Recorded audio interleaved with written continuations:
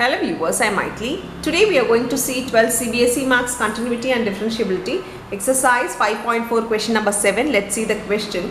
Differentiate root e power root x. Here we can see a root inside e power root x again. It's not only e power x, it is e power root x. Now let us start the differentiate. Let me take y is equal to, let y is equal to the given value, that is root e power root x. This can also be written as e power root x the whole power half.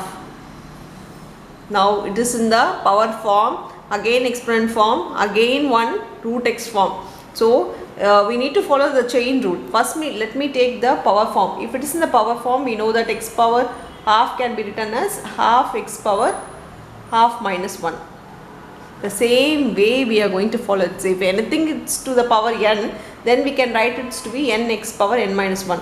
The differentiation of x power n is n x power n minus 1. The same way we are going to follow this here. Now starting with differentiation dy by dx. Here it becomes the half will come in the front. So e power root x the whole power half minus 1, which is nothing but minus half, into inner function differentiation. The power function we have completed. Now we'll go to the e power something. E power something will be e power something itself. So e power x is e power x. So e power root x is e power root x. The differentiation of e power x is e power x.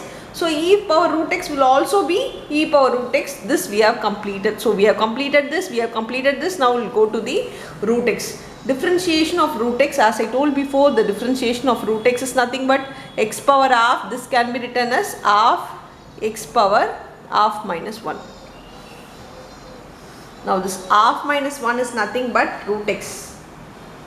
So here there are, the denominator we have 4. So 1 by 4. This is in the numerator, it becomes e power root x. Here this becomes minus half. Minus half means e power root x minus half is nothing but the whole power minus half. Minus half, if there is a negative sign in the numerator, we need to bring the base to the denominator. So here it becomes e power root x and half will become root.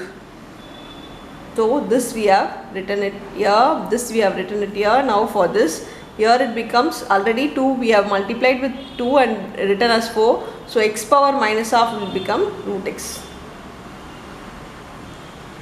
So this also can be written as e power root x by 4 root x e power root x. I am writing this I am just multiplying and writing as a single thing. That's all with the sum. Thank you.